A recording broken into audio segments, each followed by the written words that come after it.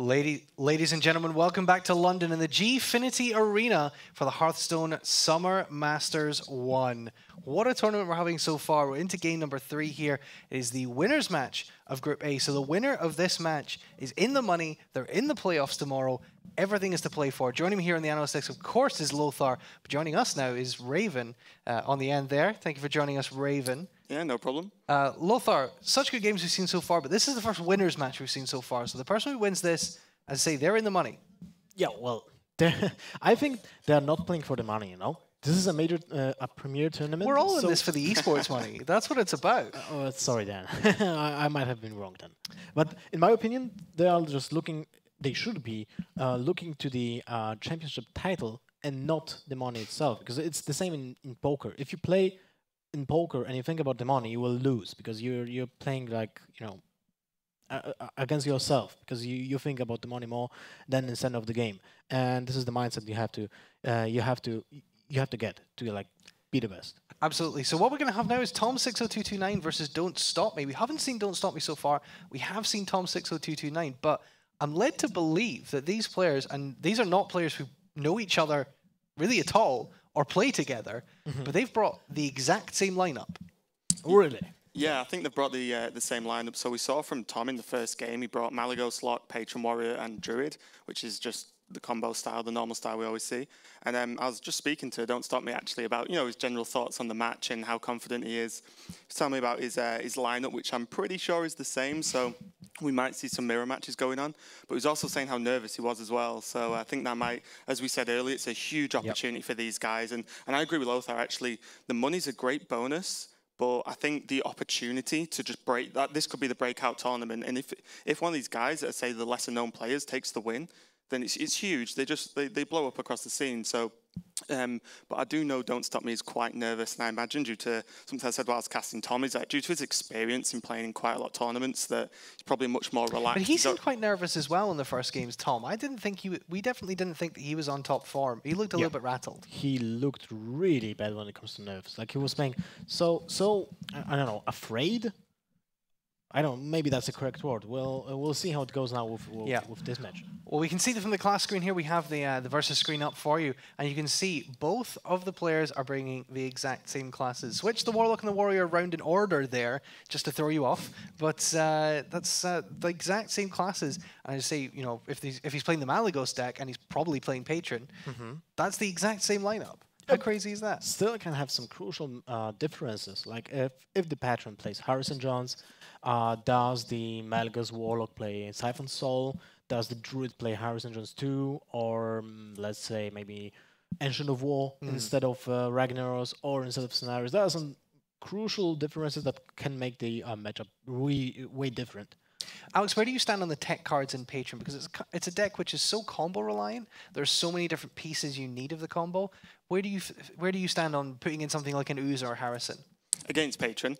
Well, we've seen there's some Druid decks in the Patron deck itself. In the Patron mirror, I think it's huge. I mean, the odds on people bringing Patron to tournament at the moment, it's so popular and it's so powerful, and everyone knows that.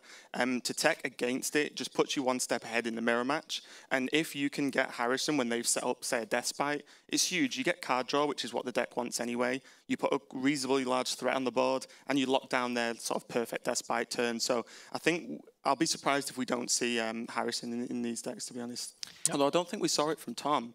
Well, like he didn't draw like the whole deck. Yeah, we didn't see everything. You don't know. So we can see the players there getting set. Looks like DontStopMe is another one of those players that likes to write things down. We saw Exploding Cow, a player who writes absolutely everything. What do you guys think about that? Writing down tracking every card your opponent's playing. I've seen other players do it as well. Just literally writing down every card they see to be able to track and taking notes. Does it distract you, or is it a useful tool? This is a useful tool when you were playing TCGs most of the time, but when it comes to Hearthstone, you don't have like 60 cards in your deck. I feel it's more important to be focused on the game and just memorize and actually practice your memory when you're playing the decks. Like some people use Health Tracker or other programs that like do the math for you, make the that's cheating. Well, cheating. I don't would say it's cheating, but it's actually cheating yourself. I say it's cheating because you don't practice as you would if you didn't have those tools, because most of the time you would have, like you would think, what can I draw to make a winning play? What can I do, or what are the chances of drawing a particular card? And you do those statistics faster if you actually practice those. And then you go to a tournament and you don't have those tools, and you're like sitting there thinking about, okay, so what do I have now left in my deck? And you have no idea what's going on. If you do the writing thing, it's kind of similar to using Health Tracker or a tracker in general. Well, let's talk about Don't Stop Me very quickly, because obviously we haven't seen him on stream yet. We haven't talked about him really that much. He's a French player, captain of his team B Genius. I believe one of his other players on B Genius has already qualified for the next Hearthstone Summer Masters. So clearly they're a team who are achieving some success in online tournaments. Has played a lot in French national tournaments. The French scene is one of those scenes that people maybe don't talk about that much, because there aren't that many really top French players in tournaments. There's ones occasionally, but like in the wider scene, the worldwide scene, there aren't that many French players. But it's such a very, very strong national scene, Lothar. It is. It's similar to China when it comes to the I would not say maybe imprisonment, but they're acting like on their own island. Slightly more people in China, to be fair. Yeah, well, obviously, but they have like their own island. They are playing on it, and sometimes they just flew to the other country to make an appearance. And they've got a lot of national tournament organizers, much like China. Yeah, you know, China, exactly. you've got things like the Gold Series, which are huge in China, but tournaments we've never heard of. And in China, they've got the tournaments organized by people like Millennium. Yeah, that's a good point. And it's more accessible, of course, for us to go to France and participate in their tournament. But still, it's mostly in their native language, so it's kind of more close to the European scene. But I don't think they bother. They like to have the enclosed scene. Yeah, I have to say, I'm not that surprised that Don't Stop Me is playing the Malagos Luck. He very much likes combo decks, Alex. Obviously, you spoke to him about his lineup. What do you think of, what kind of sense did you get of his playstyle? Yeah, I mean, unfortunately, I didn't actually get to see the game themselves. But just judging from the decks he's picked, it's very much just wait for the right moment and then just play, burst them down with whatever combo. You look at Patron, Malagos Lock, and even Druid, maybe to a slightly lesser extent, but they all play key combo cards, and the whole deck's about just drawing into those and then finishing up. So it's just going to be really interesting to see like two players with pretty much mirrored decks, and I think a lot of it's going to come into the picks and when and how they line them up. And if they can get mirror matches, then it could really easily go either way, unless we see some really strong tech cards from one person and maybe not from another. But if we just see, it's just getting the picks right, really, and trying to judge your opponent, especially after the first win, when there's one player's only got 2 decks left, and trying to, whether each player tries to like mind games their pick, or whether instead they sort of just go, I'll just take it all out and just randomly lock in. Let's take a quick look at the Group A bracket before we get into this match and see how things are shaking out. And see the top matches, what we're going to see. Tom60229 versus Don't Stop Me. The winner advances. For the loser awaits Unskiller in the lower bracket. Exploding Cow sadly getting eliminated 0-2, your teammate Alex. But let's get some predictions from you both in one word. Your winner. I would say it will be Tom again. Yeah, I'd go with Tom. United front here down on the analyst desk. Let's take it down to our casters, who are going to bring you match number 3. Thank you, Callum. Now we're back here for match number 3 today. Tom versus Don't Stop Me now. It's interesting. Mirrored classes here. Right, yeah, it's always an interesting situation. So first thing, like we know for sure that it's mirrored classes. We don't necessarily know that it's mirrored archetypes of those classes. So we might be seeing a Handlock or a Zoo versus a Malilock or a Zoo itself. We could have maybe a Ramp Druid. We could have Control Warrior or Patron Warrior. But if it does end up being a true mirror, then something that the analyst team touched on really well is that it's going to really come down to tech cards. Does one of their druids have a Harrison in it that's going to line up better against the warrior than the other druid? Does one of them have a Brawl or a Harrison for the patron mirror? So yeah, those sorts of things are going to be really, really key when there's such fine margins between the matchups. I think to notice that if Tom is going to be facing a warrior, then his patron is not going to do that well against Control Warrior, and his Malilock is also not going to do that well against the Midlock. So against Warlock in general and Warrior in general, his decks don't line up that well. We saw in his Warrior he had a Grommash, and Grommash is generally very weak against Patron. It just comes out too late. That is kind of like kind of like a Flame Strike against aggro. It just doesn't really work. Sure. So I mean, we don't know what Don't Stop Me now is playing, but it's looking okay, especially if he's playing anything except the true mirror. So you were on the analyst desk for Tom's last game, is that correct? Yeah. So can you talk us through a bit more detail about his decks and his lineup? So he was playing the Malilock, but with double Soulfire, which is generally not done in the Europe, as people just think one is going to be enough. You have the Dark Bomb anyway, and also options from Hellfire. After having played, you know, Malilock, as you don't know how often it comes down to an 8 damage Hellfire with Maligos. Often, sometimes into a draw even, but now looking at game number 1, we're gonna have Druid against Warlock. Malilock against Druid, I'm not sure about that. Yeah, so we know this is Malilock from Tom. It's unknown Druid technically from DontStopMe, but you would highly favour it being a double combo fast Druid because that's basically just what everyone plays. Yeah. So yeah, how do you feel about that matchup? I mean, I kind of like this side of the Druid. I don't know. Yeah, I would side with the Druid too. Generally, Malilock lack of taunts, I think, is the main thing. Right, you know? lack of taunts. That you don't get any swingy turns with Molten Giants in Malilock. The thing you have to do to win that matchup is just curve out really well. You know, hit your Imp Gang boss on 3, hit your Twilight Drake on 4, you know, Blackwing Corruptor for tempo on 5, and if you manage to be ahead on the board at that point, then you have a chance of beating the Druid because you can just leverage from there, and then eventually, you know, just get a tempo win. Cause I think Malilock is more consistent, kinda, but you know, in the late game, you just go ahead as the Druid. I mean, with a combo threat, so it's a lot going on there. It should be an exciting first match, though. As I mean, it's not one-sided.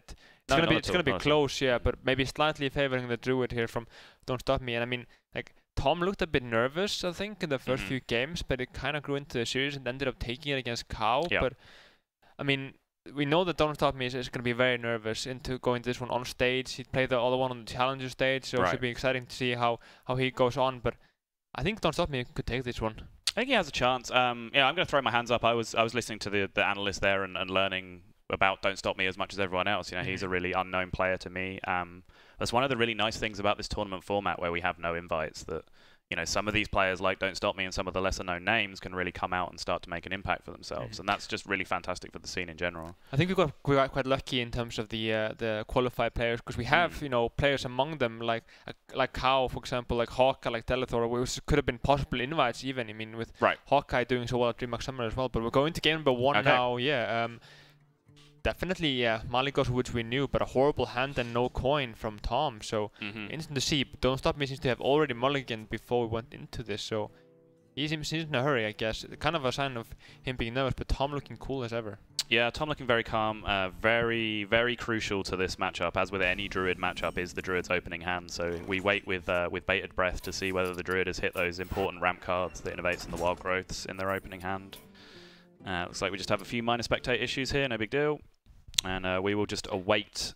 What Innovate and Wild Growth just so massive for a Druid. Like, it goes without saying, you've heard it a million times, but the anticipation here is real as we wait to see whether Druid has hit one of those important cards. I think an important one is also going to be the Keeper. I generally like to keep Owl and Keeper against Warlock, and silence against all 3. You know, you have against the Midlock, you can silence the Eggs, you can silence the the Void Callers, and you also have the Twilight Drake for the other 2. So. A key thing here, but I mean, so we've seen, what is it? Yeah, a Wild Growth here, but it can't really go for it though. So mediocre hand that's ever DontStopMe. It's mediocre, but without hard ramp, it's still one of the best curves that you can get with Druid. You know, just shade into Pilot Shredder. It's still really strong, but we see a very efficient answer just to claw back onto the board by Tom with the Owl into Dart Bomb. Yeah, the thing is, you know. He had the coin though. Wait. Tom DontStopMe had the coin. We actually just joined the match here, but I believe he went for coin Wild Growth turn 1. Ah, yeah, you're right. He had the coin. Yeah, okay. So yeah, we missed that during the spectator reconnect, but yes, it looks like there was a coin Wild Growth. So he did in fact hit his ramp, and in fact went coin Wild Growth shade into Shredder, which is pretty much the dream for Druid, yeah. When you go second, yeah. And I do believe we're going to encounter some Druid spectator issues here. This is a known bug that unfortunately we're just going to have to deal with, where the choose one option kind of breaks spectator mode. But you were talking about it as well. The Power of the Wild actually cancels the bug out. Yeah, it's a really strange bug. Power of the Wild just seems to be the one that's the reset switch and clears all the stuff off the screen. It's very odd, but we will jump back into the game. No harm done. And yeah, we see that's one of the cards I talked about early. Blackwing Corruptor, so important for tempo. This is very much a tempo matchup. It's not a matchup where you're kind of just going to gather cards as a Malagos Warlock and then just burst them out with a big combo on turn 10 or something. You really do have to fight for the tempo and fight for the board position. And Blackwing Corruptor, absolutely one of the best cards to do that. So almost a perfect start here from DontStopMe, but he's had a kind of a dud since then. I mean, 4 cards now in a row that are completely dead. I mean, there's no big game on the target in in Mali lock overall, so you need to play it on curve. And second wild growth when going second is not ideal. The combo is nice, but I mean, what are you gonna do next to? That's the thing. Like, I think in this case, just go face probably here, probably owl down. Yeah, I don't hate even. I guess you do have to remove the owl just to protect your board a little bit, but I wouldn't even hate just the wild growth just to pressure the threat of that combo in his hand a turn after. But the fact there's just such a juicy 2-1 target on the board, I think the hero power here is correct. But I think you absolutely. Oh wow, he does choose to I trade. think this is I think attacking in there is kind of a sign of nerves and kind of we talk about great players, Firebat for example. He so often goes face, Yeah, especially like something I've noticed with Firebat in particular is that he goes face even more against players that he thinks are inexperienced, because he really, like, it's a psychological impact where you really push that pressure on them, like literally inside the game. You pressurize them and then they feel the pressure outside the game. So yeah, it's a really strong concept. But a perfect top deck here from DontStopMe. But I mean, the thing is, if he had kept the shade, how can he lose the game? Like there's Shadow Flame after possibly abuse it, but other than that, I mean, like, right. Yeah, he would have had a 5/5 stealth shade and the constant threat of combo in his hand, which just seems a lot more powerful than what he did there.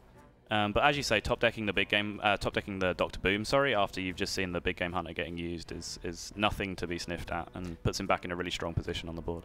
The thing is though, if he has a Hellfire, he could trade this in really well, but nothing of that. Maybe he possibly needs to go for maybe start with, I don't even know, trading in and then going for Mortal Coil or something like. You gotta go for the Blackwing though, for sure. Yeah, I wouldn't mind trading in first, Mortal Coil on both boombots, and then Blackwing Corruptor theoretically afterwards. But I like Mortal Coiling the Shredder better. I guess that's okay, yeah. But you Mortal Coil first though. This is what we've been seeing from Tom again and again. Like, he doesn't draw first. Right.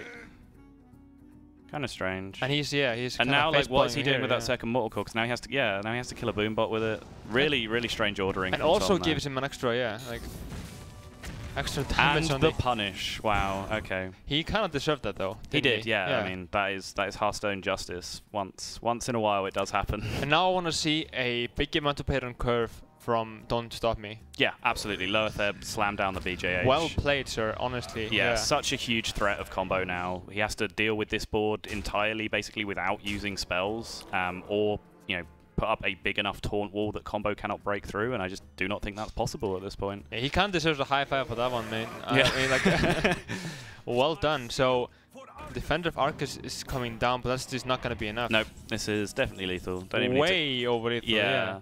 DontStopMe will pause just to work out the most efficient way to trade through, but he doesn't even have to make the trades particularly efficiently to get through with 15 here. And that's just going to be game one to DontStopMe.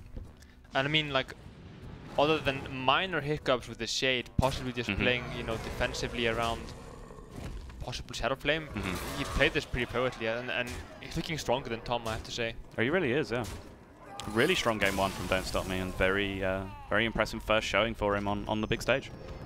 The thing is, Tom's been to BlizzCon. He played in the ES Legendary Series. He was here before as well, Gfinity 2. So we'd expect him to be the guy who would be calm and directing the pace. But he's just, I don't know what happened. Did he sleep badly or something? Like? Yeah, this is something that Nimch brought up on the cast the first time around, that maybe fatigue is just a factor. He's had a long trip from Taiwan. Most of these guys have come from Europe, if not within the UK itself. So Tom is definitely the most travelled player here, and we might be seeing that have an effect because, as you say, I'm certainly used to see him playing a lot more securely, a lot more confidently than this. I mean, you also saw him, just in the booth, he was not happy about the game at all. He realized he misplayed, and that may have a psychological effect here. But, in general, though, for Hearthstone pros, you should be able to play at your optimal level after the long travel still, like... Right, I mean, it's just part of the game. It's a skill that you have to learn. You are going to have those marathon play sessions, even just in terms of ladder, if you're grinding for like a high-rank legend finish at the end of the season, you're going to be putting in those marathon, like 12-hour days of just solid Hearthstone. It has to be like, kind of, you don't used to be even thinking about like what you're playing, just come naturally, like turn 5, turn 6, just...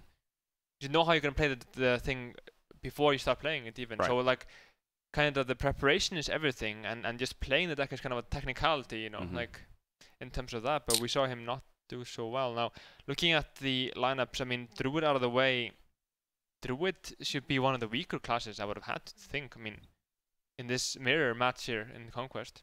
Yeah, I would have thought so too.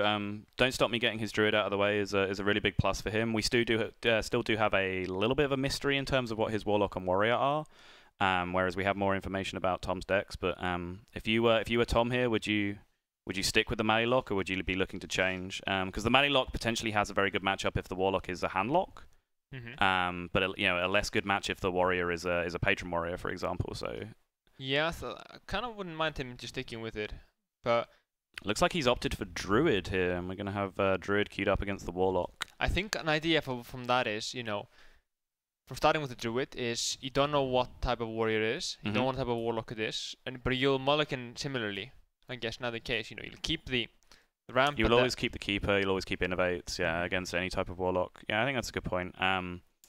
I guess for Don't Stop Me here, his best option would be if this was a Zoo going up against Druid. But it looks from these cards... Could be Handlock, could be Handlock, could be Mally Lock. Yeah, we don't really have enough information yet. So we'll wait and see from the mulligan. From Tom's side, again, just none of the ramp cards that you want to see, none of the tech cards, no BGH, no Keeper, so almost certainly going to be a full mulligan from Tom's side. Yeah, no question, yeah, instantly goes for it here, but I mean, full mulligan also from Don't Stop Me, I think it's the correct call. Yep, I agree. I see an Imgang boss, Defender of Argus. So Still, it should be Mally Lock, because it's not going to be Zoo with Hellfire in it, right? Disappointed. I want to see some Handlock, yeah. Yeah, I haven't seen Handlock today at all. Handlock, historically, definitely one of my favourite decks. Disappointed that Mally Lock has kind of come in and usurped Handlock as the control warlock of choice, I guess. For now. Yeah, for now. Handlock always finds a way back, though. I'm not too worried about it. So we just see the regular slow start here from Don't Stop Me. He has strong options from now, though. He has Imgang Boss into maybe Mortal Coil Farseer the turn after, if he can get it to set up. And then he does have that all-important Tempo Blackwing Corruptor on turn 5. But no 4-drop quite yet. No. Could come into Mortal Coiling, you know, after having traded into a Shredder. That's a possibility, but Keeper or now. Even just Argus to trade into a Shredder and keep the Imgang Boss around as a 3-1. Yeah, see, that's better, yeah. But now, looking at this, I mean, could this get any better? Like, in terms of, you get the wild growth, you get the shade after the coin. Right. It's kind of a mirror of the situation happening last time. Exactly, yeah. Around, We've seen both players draw into a really, really powerful Druid draw, and this is just part of the reason why people continue to bring Druid to tournaments, is that, you know, in Conquest, you only have to win 1 game out of 3 with it, and one of those games, you're probably going to get a really good start, and we see both players getting it very, very quickly. But if Don't Stop Me pulls this off, it's going to be such a psychological victory, as, you know, you played the same matchups with the same draw, and you won and he lost, you know. Like. And so we do see the play with the Defender of Argus there. Builds himself a really strong board. He's a tiny bit exposed to swipe, but I don't think he's too bothered about swipe being and Tom's top deck alter. swipe. Wow. Oh. Okay. I mean, I said he wasn't too bothered about it. Obviously, the top deck is going to irritate him slightly. I just wonder if we see any facial reaction from Don't Stop Me on this play. No, seems to have kept his cool nicely. All right, good. But yeah, this is when Blackwing Corruptor just starts to come into its own. All of a sudden, he can just, even after such a devastating swipe like that, he can just get back onto the board with the Blackwing Corruptor if he wants to. He can even Mortal Coil and try and cycle if he wants, but that runs the risk of kind of being his whole turn if he Mortal Coils. Yeah, I think it's going to be Corruptor no matter what next turn, but if Tom goes for the attack, I think it's a mistake. You don't do it. Like, Don't Stop Me went for the attack last time, and it wasn't good, but at least he had seen an owl, you know. Right. There's 2 owls in Mally Lock, and Don't Stop Me hasn't shown a single one, so... I think it's okay. It's okay in this position because he doesn't have the owl, you know? But even if he did the owl, like, what would be a strong turn using 3 more mana along with an owl in this situation? Tap Mortal Coil, I guess. You know? Tap Mortal Coil, yeah, okay, that's a good point. Fair enough. You have persuaded me. We're actually going to see the Sludge Belcher here instead of the Blackwing Corruptor. That's interesting. Blackwing Corruptor on this board, on the 2-1, just threatens the shade next turn. I'm not sure what the thinking is with the Belcher here, because the 5/5 just gets to trade into it for free. It's not like he has a Dark Bomb to mop it up afterwards. I guess he's planning to use the Blackwing Corruptor on the shade next turn. But he might just be too far behind the board at that point. Like if Tom was just to add a shredder to this board, you know, the power of Blackwing Corruptor is that you get to kill a minion and then it challenges another minion on the board. So you had that perfect setup that turn. The thing is also, if you have the double wrath or the swipe, you've seen one swipe already in terms of killing the Blackwing Corruptor before he could trade into the shade. You know, he could also do that with a Belcher, so it just seems like a straight up weaker play. How do you feel about using... yeah, okay, so this is the same thing. Silencing it or shooting the 1-2, it's exactly the same thing. I was going to say, how do you feel about silencing the Belcher here? And you gotta go with the silence, though, the showboard, right? Yeah. It's just like, he has both in his hand. Obviously, the silence is really strong against this deck because of Twilight Drakes, but I think... You don't need two. Right, he had two, he had no other minion to drop that turn, so I think that's the right play. Yeah. And second BTH coming down, and we see a Dr. Boom in hand. Yep, and as it turns out, because Tom did not have a powerful play that turn, the Blackwing Corruptor has actually just ended up even more powerful this turn than it would have been the turn before. So I think this here is a typical example of you know, playing too passively. You have a Dr. Boom and an Ancient of Lore.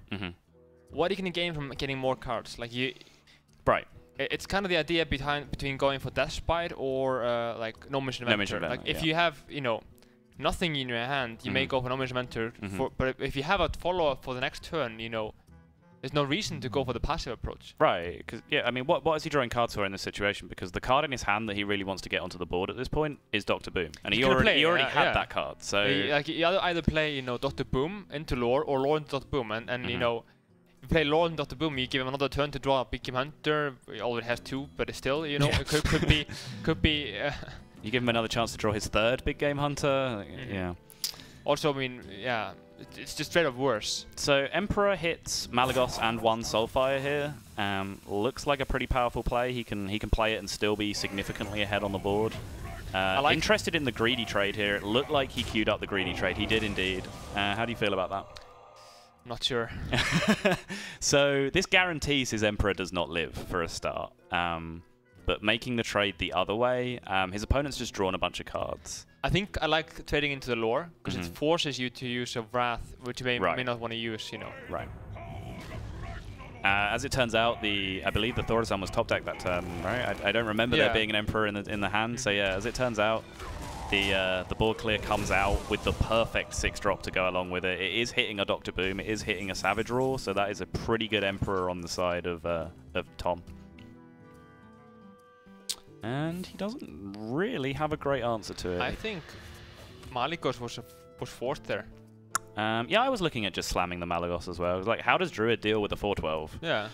I mean, even if though you lose one of your Owls, maybe one of your like Big Game Hunters, you don't mind that at all. You die to combo here if you don't go for that. So yeah, I think he may be regretting that. Right. I mean, I don't mind this play to an extent. There's kind of two schools of thought.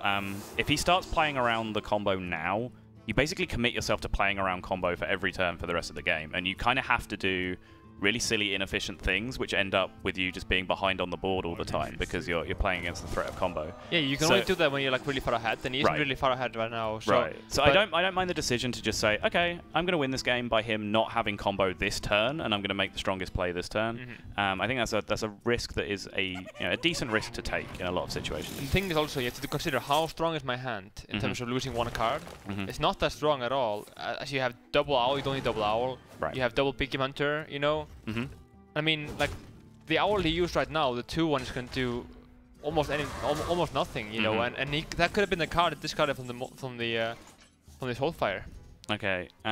So I believe. I mean, think about the scenario that right now. If he had the Malagos on board, you know, it definitely would have worked out a lot better for him. That's for sure.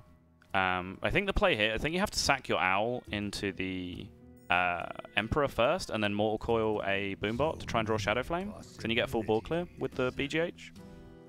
Also just go for Malagos and clear most of it, but Bane of Doom in Malilock. I like it. Interesting. He's going to Owl first. If you're going to Mortal Coil, you Mortal Coil first though. There's no question. I'm not sure what his plan is here, because he can no longer Shadow Flame if he draws the Shadow Flame. Yeah. Like Not sure what his line of play was there. I'm not sure what he thought he was digging for. Pretty much just cementing his defeat there by not leaving enough mana open for the Shadow Flame, I think. But again, I mean, I think again, it's just going to come down to, had he gone for the Malygos, he probably would be better off. Like. Yeah, absolutely. I mean, I played devil's advocate with the play at the time, but I absolutely agree with you that the play would have been better in this situation. Also now, like, this scenario, we saw before that Tom, you know, played it out too early, it felt like, against the value mates. But in this fast matchup, you have to play a bit kind of aggressively here. This late in the game, Mrs. Druid just pulls way far ahead. You need some sort of sudden burst, you know, in terms of that. So it's going to be 1-1.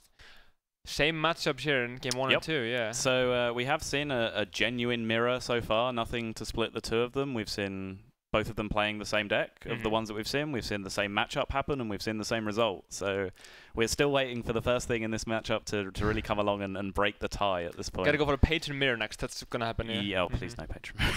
I love Patron. I love the deck, but the mirror is just one of the stupidest matchups in Hearthstone. It's really, really volatile, just so swingy, unbelievably, like, really heavily draw dependent as well. It's kind of like, I guess, the Hunter versus Hunter when you had the overpowered starting buzzard. You know, like you couldn't play minions because you draw more cards for your opponent with the unleash. That's a really good comparison, actually. Yeah. But now we have both of the druids out, both the warlocks left, and both the warriors left. So, I mean, in the matchup, I kind of don't mind going Patron against warlock myself. Against Malilock, yeah, I think Patron is favored. So I think, like, we could very well end up with a Patron mirror here, because both players might have that mentality of, okay, if I pick Patron, the worst I'm going to get is a mirror, and then I can get the favorable matchup against Malilock as well. So we could just end up, again, with the mirror mentality of both players just thinking exactly the same, and we end up with a Patron mirror. It could definitely happen. That'd be horrible, though. Yeah. There's possibility of a control warrior, and how do you feel control warrior does against Malilock? I'm not sure. I think Malilock is one of the better, burst combo damage focused decks against warrior. It's not like a freeze mage that just literally runs out of damage against warrior. I think it can definitely compete. But I don't think it's a hugely favoured matchup either. I think it's a matchup where the better player can really tip the scales in their favour. I think so. It's kind of like Huntlock versus Warrior. Yes. Yeah. I think that's probably my favourite matchup, Huntlock versus Warrior, Control Warrior. And it looked like from the preview there that we're going to see a Warlock mirror, which we are. We do know again that this is another true mirror. We're going to see Malygos versus Malygos. And yeah, it's gonna come down to a little bit of card draw, a little bit of skill, which player can get the edge in the mirror match here, and maybe minor tech choices in the decks between the two of them. We know that Tom runs double Soulfire, so I think right off the bat, I'll at least give us a Don't Stop Me a slight edge there. Also having the coin is nice, you know. It has the Twilight Drake and the Implosion. Probably wouldn't keep the Implosion. What do you think about that? Yeah, I'd probably toss the Implosion. Just keep the Drake. Looks like he did keep the Drake there, even though it moved into a different spot into his hand there in the spectator client. So I'm agreeing with that mulligan. And on Tom's side, just waiting to see Tom's hand. Both players looking pretty calm at this point. Looks like they've settled any opening nerves. Okay, we see Tom playing an Ooze as a tech card here, which is not going to hit in this matchup. But it might hit the next one. Yeah. Right, yeah.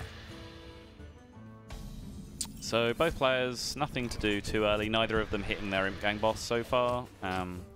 So pretty ideal hand, though, for Don't Stop Me in this matchup. Absolutely. Like, save for the Imp Gang boss, what can he draw? Like, just on the subject of Imp Gang boss, how do you feel about the Imp Gang boss versus Blackwing Technician concept in Malilock? Like, I prefer the Imp Gang boss. You know, it's similar against most things, but I feel like Imp Gang boss, you don't need the dragon, so you know. Yeah, I think Imp Gang boss is a lot more secure against aggro as well. It's way better against aggro, but I feel like, you know, Black and Craft is kind of better against Patron.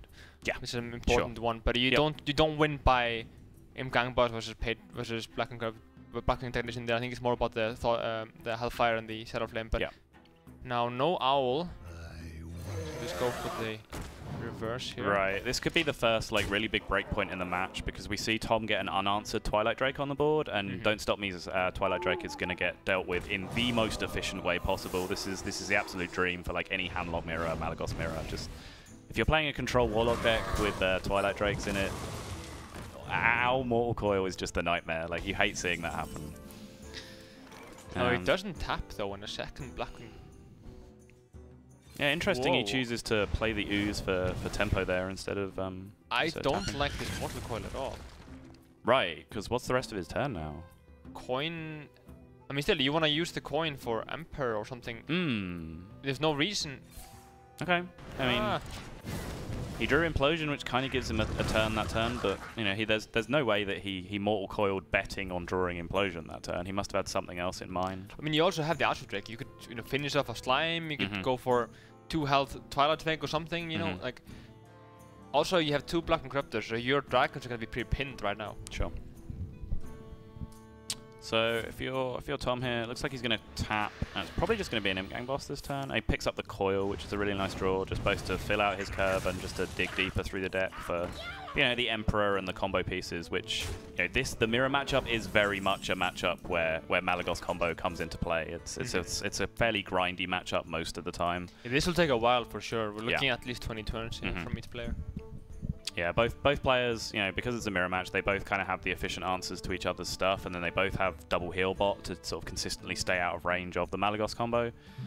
So yeah, it tends to be a kind of long drawn out thing, and eventually, you know, one player runs out of answers and one deck just starts spiraling out of control, and then they get the burst finish from there. So the funny thing is, there's probably 4 big game hunters in this game. And but 0 big game hunter target. Yeah, that's a really good point. So we're gonna see a lot of like jungle panthers this game, right? Just like 4-2, get on the board, get them.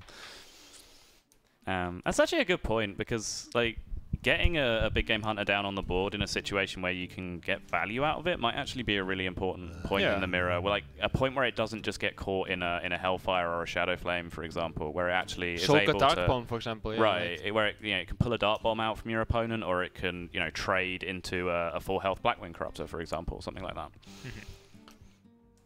I wield the power. Speaking of Blackwing Corruptor, wow.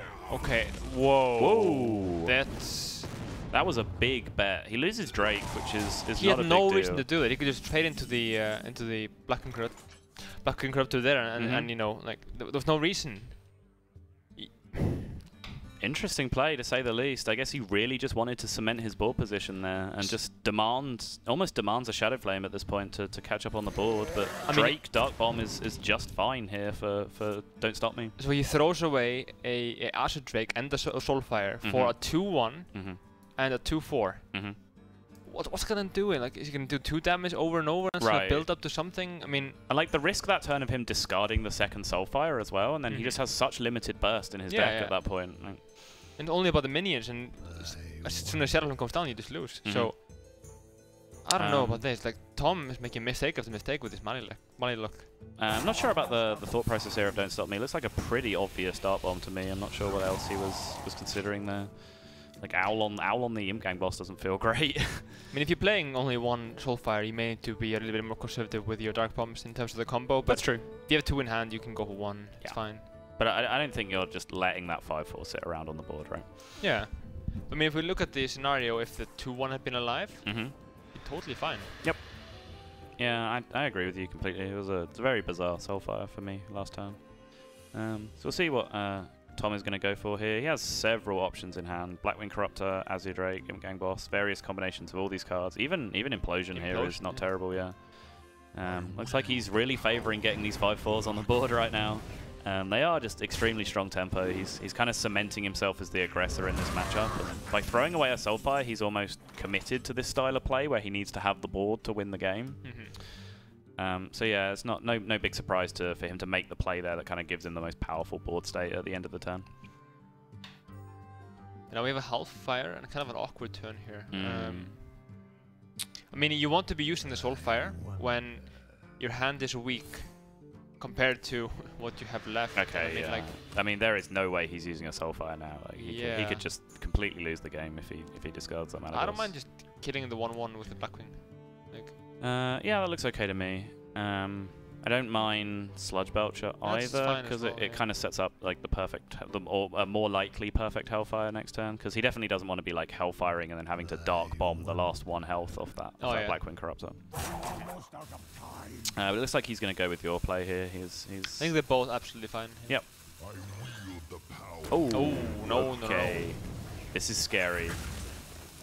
He's just begging for the coin to go, and there goes the Malygos. And we see some reaction, at least from Don't Stop Me, but I don't know about this. Like, huge risk to take. I mean, I said as soon as the Malygos came into his hand, like, there's no way you Soulfire now, and DontStopMe disagrees, and he got punished for it. 5 imps. Oh my god. Wow. There we go. That's the first of the dead big game hunters that I believe we see drawn this game. But I mean, this could go on for a long time. This could go to fatigue, I think. It really could, yeah, because we see one Malagos gone, one Malagos and one Soulfire gone from DontStopMe side, and we see one Soulfire. I'm not sure how many dart bombs Tom has used. Have you kept track of the dart bombs this game? At least one. Mm-hmm. But think about the turn before, like I think it was turn 4 or 5, where he, turn 5, he coined out a Mortal Coil on an Owl that was not contesting anything. Right. And had he just kept... No, he didn't coin it. Wait, he has the coin.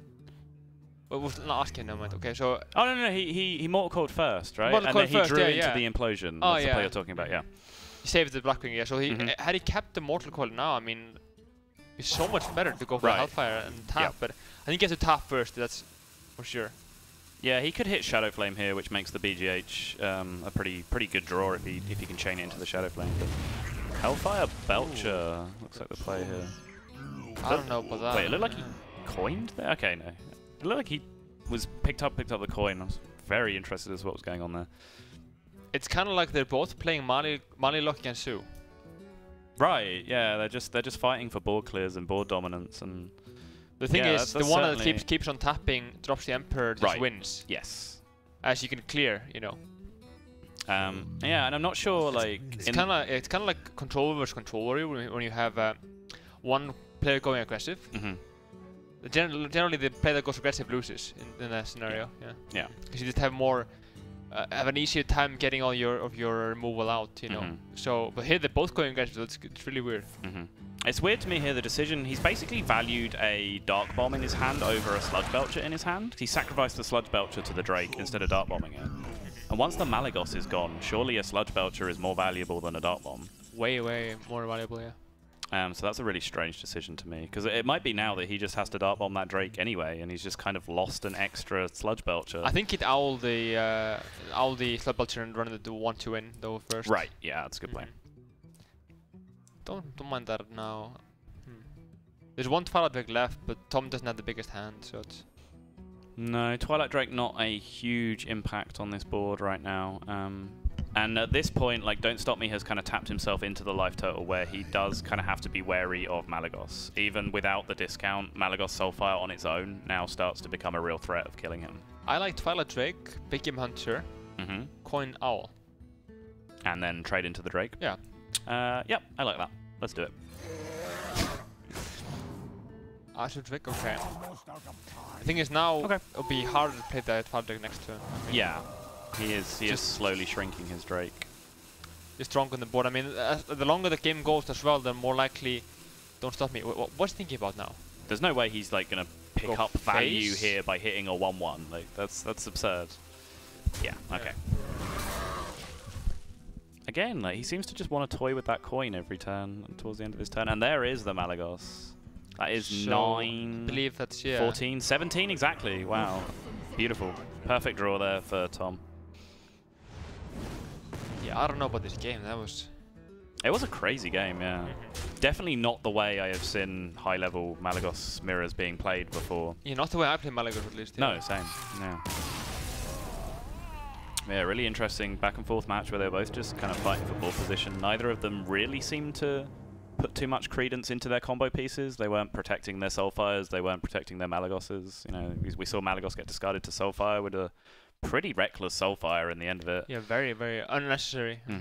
So yeah, both of them, they obviously have a different idea on how to play that matchup than we do, and that is, I guess, one of the beautiful things about Hearthstone is that there are different ways to play different matchups, and you know, we are not necessarily right. You know, they qualified for this tournament. I didn't. Tom, in fact, beat me to qualify for this tournament. Yeah, so maybe he knows Hearthstone better than I do. I don't know.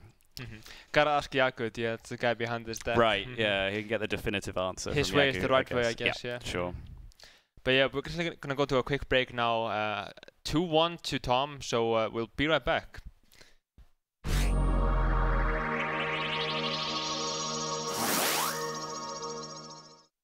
And it all comes down to this Stormwind champion versus Ogre Brute. I'm feeling really good about Stormwind here. Whoa!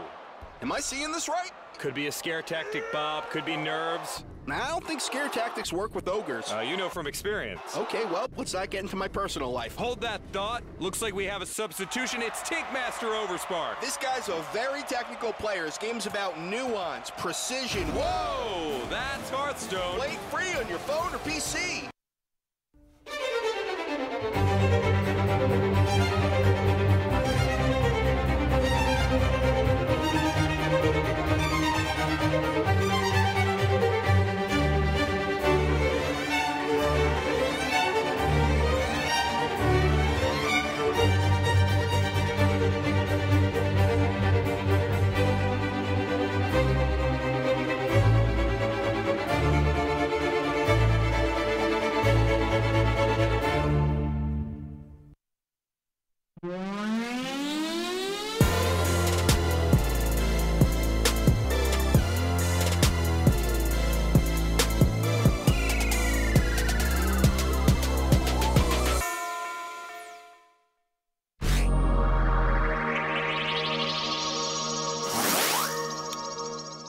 And we are back here with Tom versus Don't Stop Me.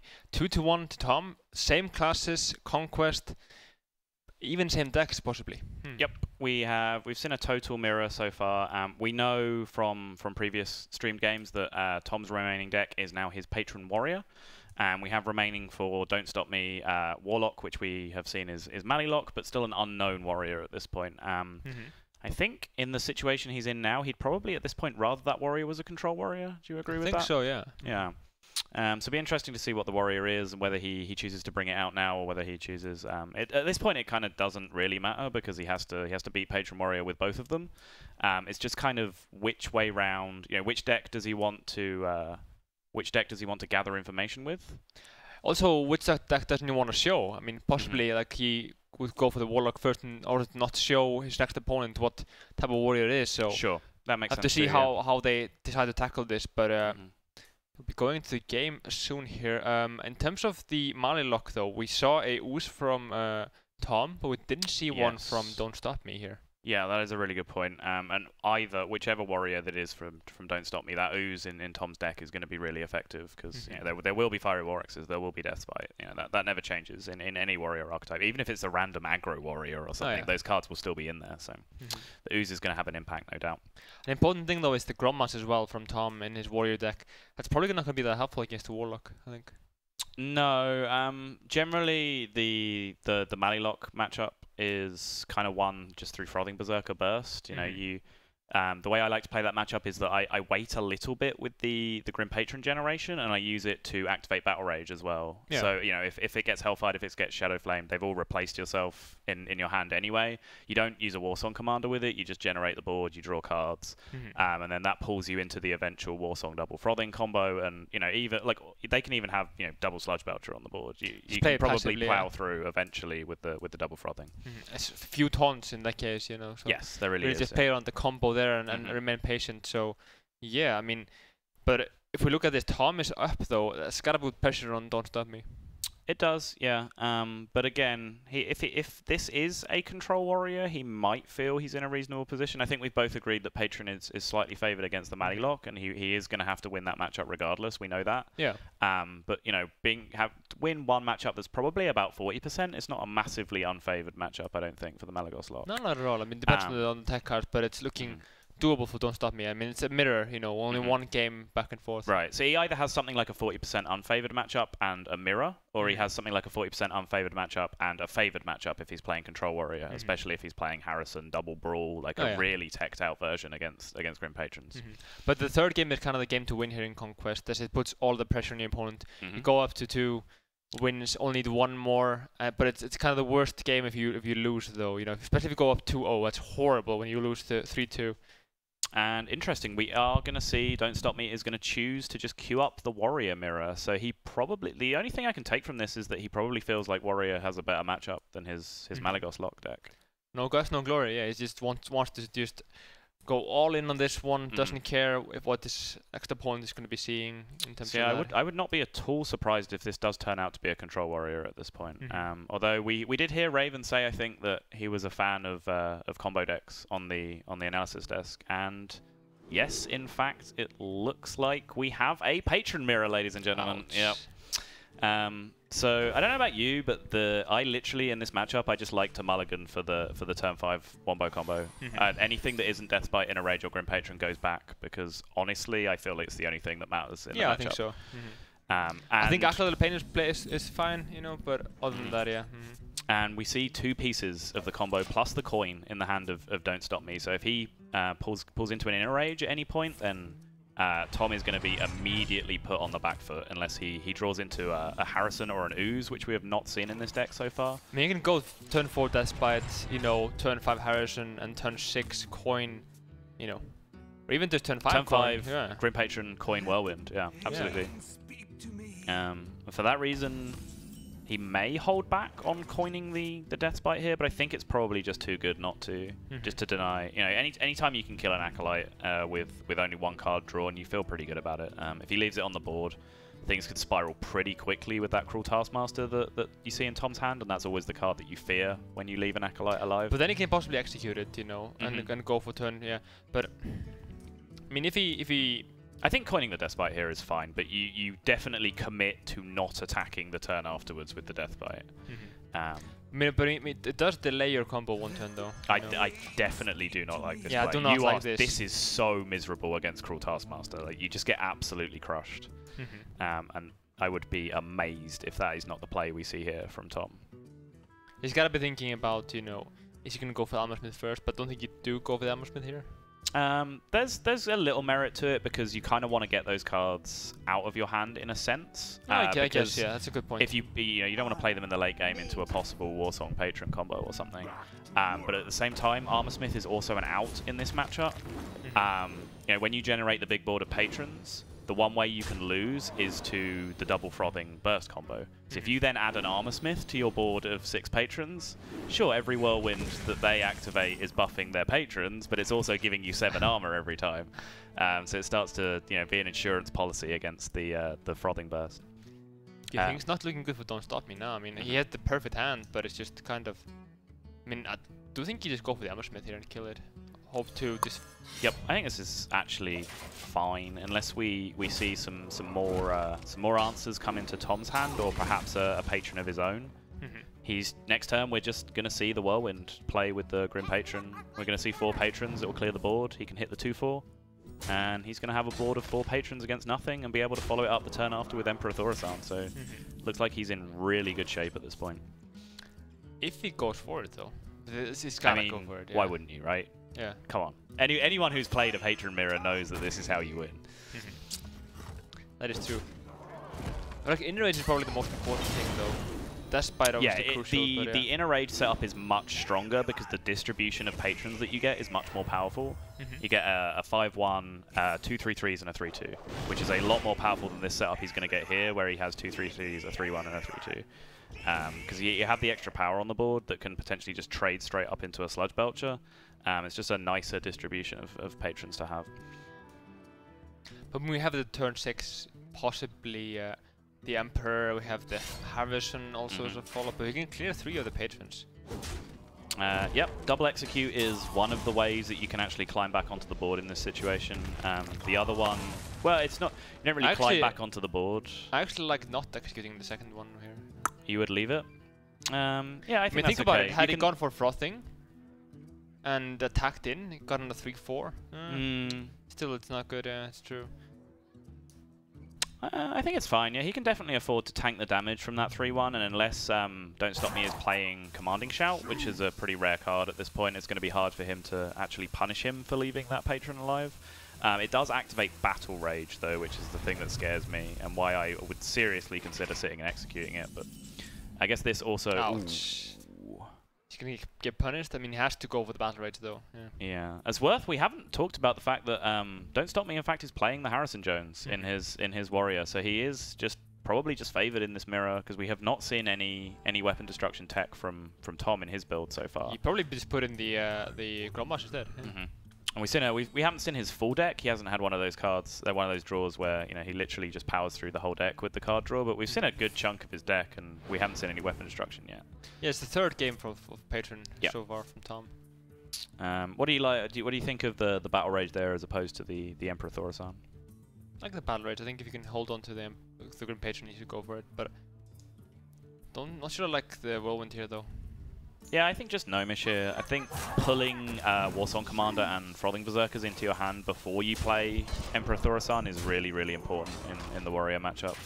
Just because it's such a huge win condition to be able to get the discounts and play Frothing Berserker with an Unstable Ghoul and a Whirlwind that you normally wouldn't be able to because it was just beyond normal mana restrictions. I think I'd possibly even look at Harrison instead of Emperor, like last turn.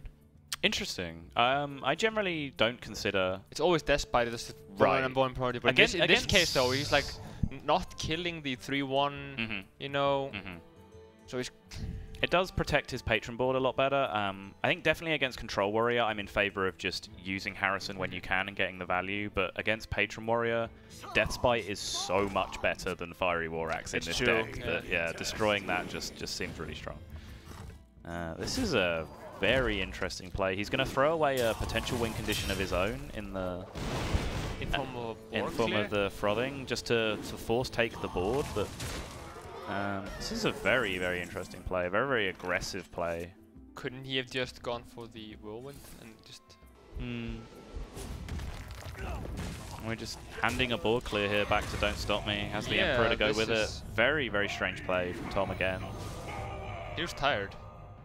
He does. He almost looks a bit disinterested in the match, to be honest. Which, again, I don't want to be making too many conclusions. Again, it might just be tired, but there does definitely seem to be something off about Tom's play in this tournament so far, which I guess is a testament to his quality as a player, because here he is in like winners finals of his groups, and he's ahead in this series. One game away, Yeah. But he's in trouble here because. Wow, second Warsong is coming out. This is desperate. Yeah. We saw before in the... Whoa, he trades. I thought he was going to go Fate. Right, he's going to use the Ghoul to... How is not even to proc the Execute. How is he going to win now, though? Like, that's the thing. That he has no answer for the Warsong, which he actually didn't until he drew into that Slam, right? Yeah. So... But I was going to say, we saw in the Hunter game... He could just go for, just a kind of a patron turn anyway, with Armor Smith. Yep, for sure. Without the Slam in here. Yep, there's plenty of mana to do it all.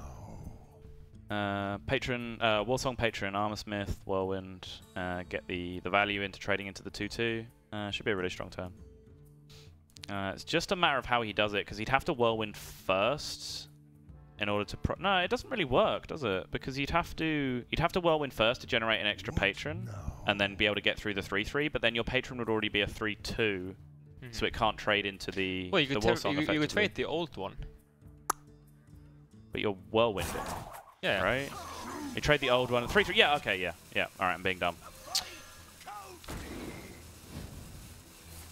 I was going to use Slam instead of the Armor Smith. That's interesting. I think I would have valued the Armor Smith a little bit higher there, because we've seen... He had like 4 armor, right? Yeah, we've seen Tom going very aggressive with his play here. Actually, 5 armor when I think about it, yeah. Oh wow, he trades like... What? Interesting. Whoa. I think there's no reason whatsoever to not trade like that. The other patron was a 3-2, right? Yeah. It wasn't a 3-1. Yeah, I don't understand that trade at all. Yeah, I think you can see it on Don't Stop Me, like on his expression here, like he is not happy about how that turned out. But really strange. This has been another very strange mirror match between the two of them, where they're both kind of just throwing away win conditions with like reckless abandon here. Very, very strange. I mean, now the patron just dies, and yeah.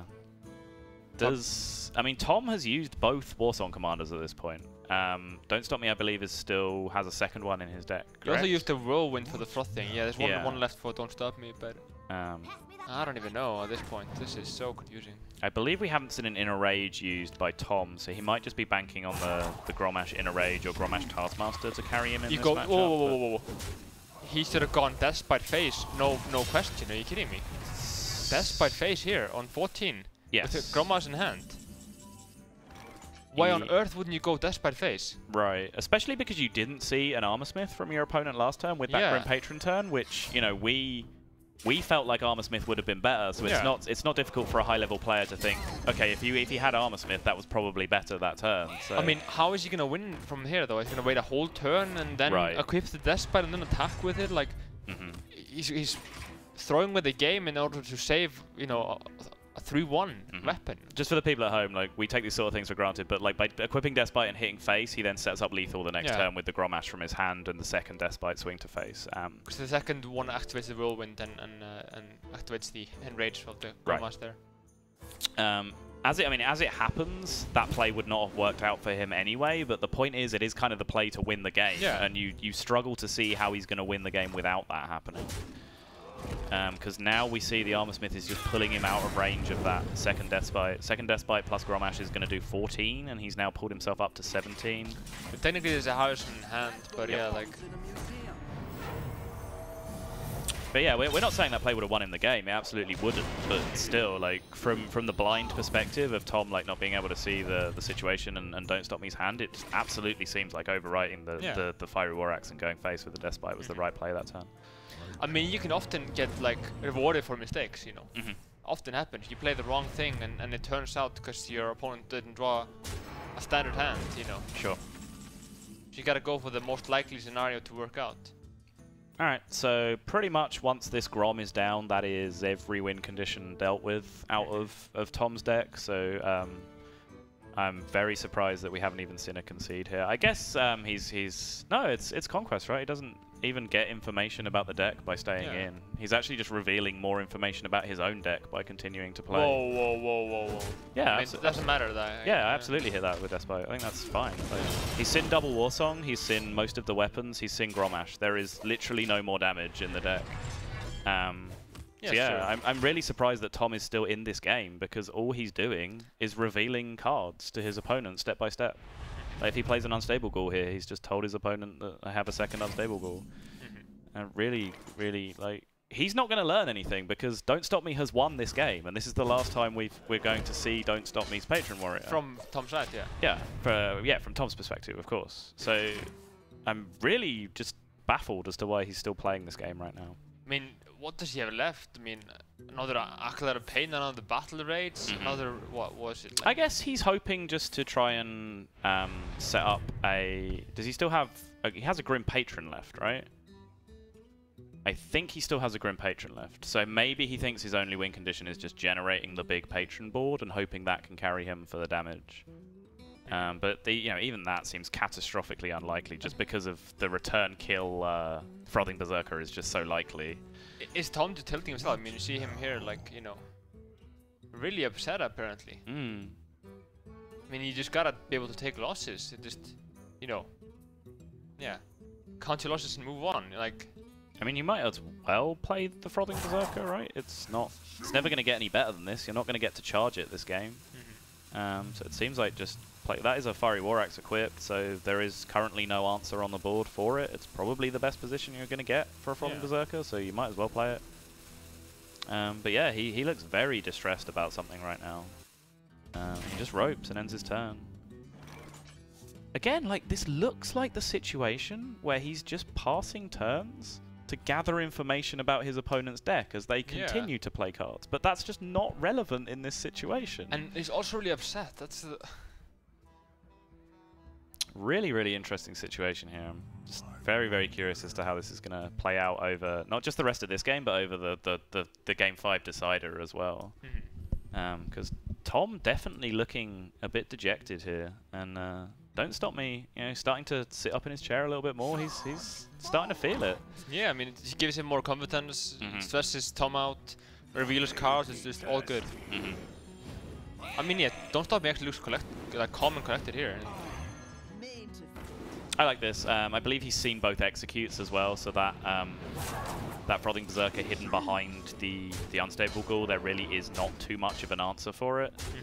And like this plays around the out that we talked about before, which is generating the huge board of patrons. He cannot do that this turn because the Frothing Berserker will just grow to the size where it just one-shots him. So I think this is actually a really, really strong play from Don't Stop Me. Yeah, well done there, yeah. But Acolyte of Pain, I mean, what can he do here? He needs to get an execute, but still it just keeps him in the game. He needs to try and proc 4 Whirlwinds here, I think. I think that's probably his out. Or 3 Whirlwinds in the Inner Rage. I'm not sure if he can do that. There to be like, what, 3-4 cards left for Tom. You know, 12-13 left for DontStopMe. So it's only draw as well. Like, why show every card of your There's deck? the Emperor, there's the Page. Yeah, this is exactly it. There we go. Finally comes the concede. Okay. That is 3 turns too late for me. I don't know how you feel about it. Yeah. Really, really strange to just stick around and just continue to give information to your opponent. So it's going to come down to game number 5, yeah. Game number 5, which is going to be Malilock versus Grim Patron Warrior. As we've talked about a little bit, we both feel that it's slightly favoured for the Patron, but definitely not unwinnable for the Malilock. Sort of a 40-60 matchup, maybe something around that range. Comes down to the draw essentially. The Malilock is going to be looking for taunt. He's going to be looking for board clears more, you know, importantly, and then all about the Despite again. You know, not so much about the Patron, it's about the cycle. You need to, you know, draw out your whole deck. Kind of both decks looking to do that. So it might possibly go to fatigue. I think but I mean, at some point, it's going to be the 6-card combo. You know, overwhelming force with Frothings, I think. It's worth mentioning as well, as we pointed out several times, that Tom, in fact, does have the Tectin Ooze in his Malilock deck, which is might huge be very, very relevant for destroying Deathbite, as we've talked about how important that card is to... Might be the game, you know. It really could be the game, yeah. It could be the situation where, you know, Deathbite is set up, ready to activate Frothing Lethal on the following turn, and the Ooze just comes down and crushes Dreams, and then you see Healbot, Belcher, you know, walls out the game into eventual Malygos victory. Yeah. But yeah, this has been a really, really close series so far. I think both players have had really, really strong moments, but also both players have had very shaky moments as well. Yeah. Which is part of the reason why we see it being so close and we see it going all the way to Game 5. I think if one of them during the series was able to pull themselves together and like really play at the top of their game, we would probably see more of a cakewalk series, more of a 3-0-3-1 situation. But because both players have played a little shakily, we're in this nail-biting Game 5. Maybe I'm biased because I'm European, but I feel like I like DontStopMe's decks better. I don't know. Like, they seem a little bit more on point.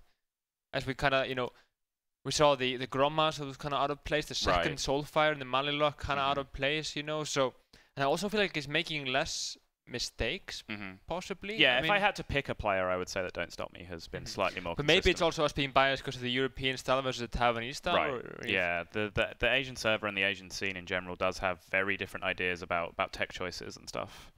Yep, so we do come down to the final game that we know now is Patron Warrior versus Malilock. Patron Warrior from Tom and Malilock from DontStopMe. And this is to decide, I believe, our first player into the finals tomorrow, semi-finals and finals tomorrow. $1,250 as well. I mean, it's a lot of money. Right. Yeah, minimum of $1,250 for the winner of this game, and that number only increases as they win further games tomorrow. It's sad for Tom to spend 7-8 days, you know. But at least the one thing to mention is Tom is going to be playing at Assembly as well in Finland at the end of the month, so he's probably here in Europe for a while. I mean, yeah, that's very true. And also worth noting that the loser of this matchup, of course, it's not the end of their tournament. They drop into the losers bracket finals to play against Unskiller, I believe, is waiting in losers finals. Yeah. So we await the start of this matchup with bated breath. Looks like we're getting into it now, and mulligans are going to be very important in this matchup. Patron Warrior definitely wants none of that, at least. Yeah, maybe none of that. They want a Deathbite. Deathbite definitely has priority over Fiery War Axe in this matchup, I believe. In Fiery War, what target is there, honestly, except maybe the one Sometimes Chow? There's a Chow, yeah. But I'd say you throw everything away, yeah. Yeah, Deathbite just too effective at dealing with Imp Gang Boss. You can even like trade 1-for-1 Deathbite with a Twilight Drake sometimes if you don't have the Execute. Just trade into it twice. First does 4, second does 5, so you kill the 9 health. There's a lot of good things that Deathbite does for you, and even just activating an early Battle Rage, even if it's just, you know, Arcane Intellect for 2 mana, you draw 2 cards. You're usually pretty happy with that as a Patron Warrior. But Tom is thinking really hard about keeping something. Is it the Thorson possibly? Because you don't keep the Fireworks or the Hammersmith. The thing is, you could possibly keep Thorson if you have the coin and maybe 2 Acolytes. Acolyte, 2 Deathbites, something like that, you know. But with this hand, I mean, it's not just going to work out, I think. Right. I do think Thorson is an extremely important card in the matchup. Definitely no dispute there. But as you say, keeping it off coin, keeping it when going first is ambitious, because you, especially when full mulliganing the rest of your hand, because you only give yourself those 2 free slots to then draw into sort of an effective early game hand. So interested as to how that's going to work out. And in fact, he did draw into Deathbite. Frothing's whoa. Straight away, we both react exactly the same. Didn't even think about it. Just turn 3 Frothing Berserker. Jammed on the board. I think that's crazy. I don't know how you feel about it. Yeah, it's in general you wait. This is not Face Hunter, you know.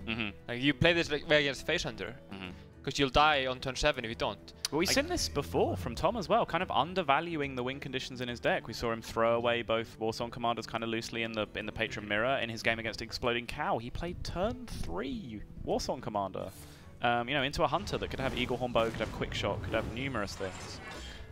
So we do see just a Soulfire coming down to deal with it. So I guess they kind of have traded win conditions a little bit there, but I think the Malagos Warlock definitely comes out ahead in that exchange in the grand scheme of it. The thing is, though, I actually played Tom in the ESL Legendary Series myself, and I played against his patron with Huntlock, and he went for a play like this, exactly like this. He went Armorsmith, Acolyte into, I believe it was Taskmaster.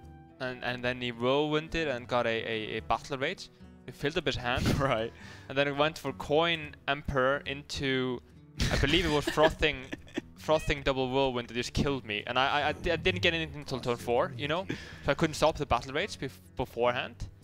It was really, really weird, but yeah, it paid off for him then. It sounded like that felt good to get off your chest, Cowdy. Like, yeah. Was that a relief just to finally get out there? To admit that, yeah, wasn't live, you know. Right. Was live, so people saw that, but yeah. But he did play like this, so it's. I think it's relevant in this case. But sure. Owl on the whoa. Interesting. I guess he's spending the mana now. Doesn't want to see like an Acolyte of Pain come down behind that next turn. Since he had the 2 mana to spend now, he might as well spend it. But I guess if he plays Acolyte, he could have just owled the Acolyte. So yeah, I kind of would have maybe looked at throwing with the, because you're throwing away a card to not overdraw. To not overdraw, yeah. Yeah, but throw away the Mortal Coil maybe. Yeah, interesting. The thing is, you can clear everything with Hellfire if you have the Evocal on board there. Right.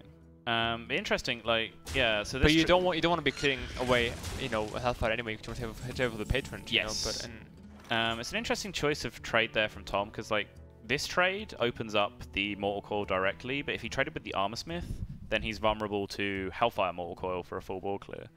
So I think I would have traded with the Armorsmith, just because if, yes, that opens you up to full board clear with Hellfire Mortal Coil, but if they're Hellfiring a board that isn't patrons, I think you consider that a win. So I think small misplay with his choice of trade there from Tom. But looking at, you know, DontStopMe's hand, I mean, Emperor seems strong here. Yeah, just Coin Emperor seems fine to me. No great challenge on the board for Emperor. Looks like Tom, sorry, DontStopMe disagrees. He's going to lead with the Mortal Coil, see what we get. And, well, sure, alright, fine. I have no complaints with that play, because he top-decked Twilight Drake. But if he didn't top-deck Twilight Drake, what was he going to do? I'm not sure. Probably like... Aim Gang Boss or something. Gang Boss, yeah. It's just, interesting. How do you feel about Bane of Doom in Malilok? Not a common option, I guess. It's not the card I particularly like. No, I'm a big fan of... Whoa, Deathalore has been eliminated from the tournament. Big surprise. I'm not sure who he lost to in loser's bracket. Do you remember who the game was against? I believe it was probably Nick Chipper. Nick Chipper, okay. Nick Chipper really like on fire this tournament. I mentioned in the analyst desk before he's been rank 1 legend as recently as about 48 hours ago. So he was playing Legend Darren, so it was either Nick Chipper or Legend Darren. That was okay. All right, interesting. But yeah, just getting back to this match, like I'm a fan of Bane of Doom in general as a card. I think the card is really, really good. But yeah, I kind of agree with you. It doesn't really fit in this deck. Yeah. You're unlikely to, you know, Malagos Bane of Doom something. That doesn't seem like it's going to happen too realistically. We were talking about the idea of, you know, like Bane of Dooming and getting a Water. That's the same value as an SR7, which is 3 mana, obviously. So you need something that's better than that's better than a Void Terror. Yeah. And Pit Lord, you know, going to be a great value if you get a Pit Lord, but I don't know, if you get Floating Watcher, it's maybe even. It's like Floating Watcher, the 3/5 Taunt, whose name I forget. Falcard. Yes. And then, yeah, Dread Infernal, various things that are above cost for 5 mana, I think. But even a 3/5 is not good enough. Wow. But the important thing, Cowdy, is that sometimes that happens. And no reaction with DontStopMe, but Tom is tilted. Wow. Yep. We see no execute. Literally tilting his head at that play. Yeah. He has literally reclined his head. Think if that was Exo. How funny that would be. Right. Yeah. He's thinking about coining tap here, I guess, for the free tap with no health detriment. Decides against it in the end. And yeah, we just see no answer to Mal'Ganis here that doesn't involve just tanking 9 with his face and trading in his entire board. No, man, you gotta go for Grommash Inner Rage. Grom Inner Rage trade. Best play. He could, I guess he could. No, he couldn't. I don't think we're seeing Grom this turn. No, not at all. No. So Actually, yeah, maybe just. I think you have to face tank Mal'Ganis this turn. There's no real way around it. Unfortunately, it's just going to kind of cost him his whole board as well. He could choose to Inner Rage it and keep his Armor Smith around, I suppose. Still, it's not good. Nope. EQ value in rage much higher. Yeah, I agree. I think it's absolutely one of the best. You also don't drop the Dread Courtier because you want to be able to trade into the 4/5. Yeah, I'm a big fan of the delayed Dread Corsair play, playing it on the turn where you attack the second time with the Death Spite, just because even if you don't have a card like Battle Rage in your hand, you can always top deck it, and then you have that 0 mana activator in your hand that's like a guaranteed Battle Rage proc. So you just play it for 0, the Whirlwind goes off, Battle Rage happens. We see Tom play around, I guess, the armor value, so he's going to get now 4 armor instead of 2 armor, Sure. Control Warrior 101, I guess, yeah. But not really relevant here. It's interesting, by the way, because now in Arena, sorry, I know no one cares about Arena, but it's actually, you have to break your Control Warrior habits, because it's actually better to be at higher health and lower armor, because the card, wow, I'm going to forget the name of the card after setting this hold up. The 6/6 that turns into a 9/9 if you're below 15. Oh, Draconid Crusher. Draconid Crusher, yeah. That card is like super powerful in Arena, so it's actually, you have to break Control Warrior habits in Arena now. It's actually kind of interesting. Yeah. But we will probably, I don't particularly like Emperor this turn. It dies for free to the Death Spite. It's not hitting too many high value cards. I think Emperor was I don't know. Yeah. You like the Emperor? Yeah, I mean, whatever he does goes for, like, I don't know. I don't like playing around, Interesting. Can Warsong Patron magic happen this turn? It definitely can. It looks like that's what's going to happen. But again, this is kind of what I talked about in the lead into the matchup. I like to use my patrons in this matchup to generate Battle Rage value. He's going to put himself in a situation here where he probably will deal a lot of damage to face. It may even be lethal. Ooh. I want to count now. Enrage first though, right? Yeah. Did he just give up lethal? Oh, I think he's going to split the 2 up. I think he's going to deal damage this turn with this, and then use Grommash Inner Rage on the following turn to try and set up 2-turn lethal. I think that's probably his plan from this point. Because this way, if he Hellfires, then he has to commit. He has to have second Belcher with the coin. He was 1 off actually. Oof. He would have had 8 more damage. Yeah, hit the 5/5/3 and a 5/2 and a 3/3. Yeah. So I actually think this is a really strong play from Tom to hold back the Inner Rage, recognize that he has the second strong Inner Rage target in his hand, and we do not see an answer in Don't Stop Me's hand. He's going to Hellfire this board away. That's going to put him to 6, and he has no protective cards left. So I believe that is just going to be game. We're just going to see Grom Inner Rage, and that is going to be GG. And Tom, who we have both said has just played very poorly, is going to progress. First player out of winners finals in his group. Apparently, yeah. I mean, what do we know about Hearthstone, Cowdy? Nothing, apparently. Yeah. No, but at the end of it, like, as I said, both players have put together some very strong plays, and both players have had their shaky moments. It's, not to say that Tom has been consistently bad, it's just he does seem slightly out of sorts. Yeah.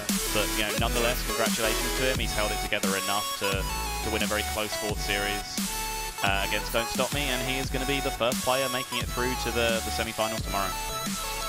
Also winning the 1250, I guess, yeah. Sure, yeah. I guess that goes some way to justifying his 12-hour trip all the way over here. Like you said, he's playing quite a few European tournaments in a row now, I think. Yeah, so long, busy time ahead for Tom, starting with the semi-finals tomorrow. But yeah, how do you feel about? Again, we did in fact just see a true mirror after all of that. So how do you feel? What do you feel was the difference? What broke the fine margins in the mirror matches that we saw? I think it basically came down to the Mali lock mirror. You know, that was the crucial match I think of the day, as you then have to face something else with the Mali lock. You know, so they both kind of threw away their winning condition in that case. But I don't know, that happens so often where the winning condition was thrown away by aggression. Sure. Yeah, there's a recurring theme throughout a lot of the games with different decks as well. Like they were using their win conditions loosely in Malagos with the Soulfires discarding Malagos and both of them using Soulfires. And that continued through the Patron game. But as you say, very close series. Congratulations to Tom. We'll see him in semi-finals tomorrow. So we'll be back here for another series in a few minutes. Yeah, and headed over to the Allen's deck as well. Yeah. Yep. Yeah. Take it away, Callum. Okay, thanks guys. Thanks for that expert throw there. And a wonderful cast, of course, from Salt and Cody. Guys, we just saw another series. Tom making it through the semifinals, the first player to do so. It's kind of funny. We've watched 2 games of Tom's now. And I have to say, Lothar, you're the mean one here. Yeah. Give us your Simon Cowell. I'm the mean one, but the casters were salty enough. I think like I don't have to exaggerate anyway, like about the games, but there were some really crucial mistakes made by both players, and it felt like this match was decided by who makes the less mistakes, but not in the positive way of saying that, because both players were like just throwing the game every single turn, and especially I didn't like the Belcher from DontStopMe in the last game, because the Belcher basically denied him the save for the final turn after Hellfire, because he has to keep the Hellfire after Patrons, right? If you play Belcher to a Depth Spite, you know he will be spawning more Patrons. So it acts kind of like a bait for the Patrons, but at the same time, it doesn't allow you to be safe after the Hellfire. And he especially kept the coin to make sure that, I think that was the play, that you ensure yourself that you can play Belcher and Hellfire at turn 8. So it's like you clear the board and then play Belcher, so you know you don't die to the next threat. Yeah, exactly, and I completely agree, because doing it the way he did, it's just opened it up to even more problem and put him on lower health, which means the Hellfire is just not going to happen. So. Yeah, we definitely saw some plays that I think would be best categorized as reckless. Thinking about the Soulfire Malagos play from DontStopMe, Raven, tell us a little bit what you thought about the Malalock play in this match. Yeah, so I mean there were quite a few Malagos games we saw there, but the one specifically you mentioned, the Soulfire, it's just a scary thought, because Soulfires always seems to, as a player, feels like it screws you over a bit more than it does work in your favor. And if you've got Malagos, that's almost 90% of the time you win condition with that deck. It's what the whole deck's built to do. And to actually just risk a Soulfire on something where he didn't need to do it. It's not like he was dead next turn. So he was relatively safe, and to just throw a card like, if it was Dart Bomb, obviously it wouldn't be a problem. It's one of your good spell cards to finish the game up. But a Soulfire, the risk when you've got, like, I think he had an Emperor in his hand as well. So like he had a lot of good cards. I think the odds of him throwing a vital card were pretty high, and I'm just surprised he took the risk. That's all. We have to like get the big picture of the mirror match, like in this situation, because we know it's not a battle for the board control. It's similar to Handlock. It's all about the Hellfires and the Shadow Flames. So you don't have to play each turn like battling for the board control, because you know you can make a comeback easily. You can sacrifice 5 or 6 HP just to get better hand, better quality, or just even play the Emperor with a really big value when it comes to combo pieces, because that's not necessarily needed for the win.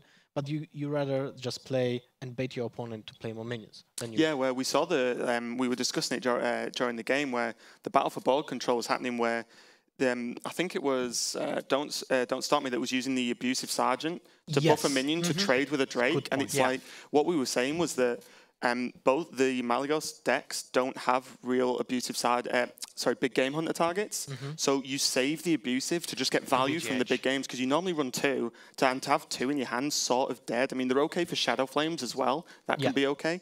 But to use your 1 abusive just to kill a Twilight Drake when 4 damage just doesn't change the game for you, because you're both on relatively high health. And like you said, the game isn't about so much board control, but it's about being able to bait the board and just drawing your combo as well, because you can potentially burst for 20 odd damage. So and the board control doesn't really matter. Yeah, exactly. It doesn't matter how many minions they've got because you just ignore them. Yeah. I mean, looking at the big picture, as you said, looking at the big picture of this tournament, Tom is now in the semi-finals, but we've definitely been, I would say, decidedly unimpressed by his play, particularly with the patron deck. It feels like maybe he is suffering with fatigue a little bit, but his kind of innate quality, his innate, good play is bringing him through. The fact that he is a quality player, even if he's not playing well, is kind of, he's able to make it through. Well, I'll just make the, I don't know, maybe it will sound bad, but just Group A feels like the lesser group here. And Group B seems like a tougher players. So, Tom made it out of the group, and if he doesn't step up tomorrow during the semifinals, then he will be just crushed by the players from the Group B. Yeah, I mean, I actually, if you just look at it, we had to look at Tom to be the favourite for that group. But if you compared, say, the few games we've seen versus some of the games we've seen out of the other group, with say like the Hawkeye and Deathlore match, like the quality of play was just factually better, and so what you're saying, it's not wrong. You just factually, if you look at it, it was better from some of the players in Group B. So if I was Tom, I'd be, happy that you've got through. But I definitely want to at least maybe get a good night's sleep and just try and mentally prep for tomorrow and really try and focus. Or practice a patron. Yeah, I think a lot of the issues. Tomorrow, so he's got lots of time to do what he wants to do. He needs to do rest up and play. But yeah. Go ahead, Alex. Yeah, I just think a lot of the issues that both players sort of suffered from in the whole set was they could make a slight misplay, which doesn't normally lose you the game, but if then the next turn was slightly worse because they made that misplay, and then the next turn was slightly worse, and it sort of just went downwards. They were choosing bad lines of play in terms of their strategies going through the game. I mean, and this also was the first match, I have to say, ever in Hearthstone where I've seen a player literally tilt. He wasn't just annoyed about that Malygos, he physically changed from being vertical to being slightly less vertical. So that was interesting. Switching gears very quickly, you mentioned Group B, Lothar. We have seen a lot of quality coming out of Group B, and I think that's very much shown in the fact that Deathlore, one of probably the 3 or 4 best players that were here at this tournament on paper, is now out of the tournament, 0-2 in his group, losing to Legend Darren. My wild card. Yeah, so we have Hawkeye and Nick Chipper is going to be our winners game, which I'm very much looking forward to, and then the loser of that against Legend Darren. Feels like any 3 of those players would be worthy of a place in the semi-finals, but that's the luck of the draw. They're in a very tough group. Yep, they had the death group, you would say, and it's unfortunate for them. I foresee that. I mean, they practically are. I bet they're saying that they would rather be in the Group A because to mix it up a little. It's harsh, but I think it's true. You have to step up your game. If you're not aware of the mistakes you're making as a player, then you're not making progress. You're not learning. You don't have the curve to be better in the upcoming tournaments. Exactly. Well, we're going to see the Group B winners match coming up in just a moment when we come back from our break. But we're going to go to a quick commercial now. Don't go anywhere. You're watching the Gfinity Summer Masters. Don't go anywhere.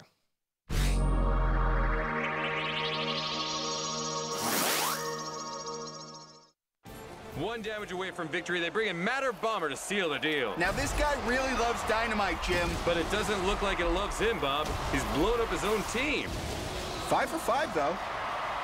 Hearthstone, play it free.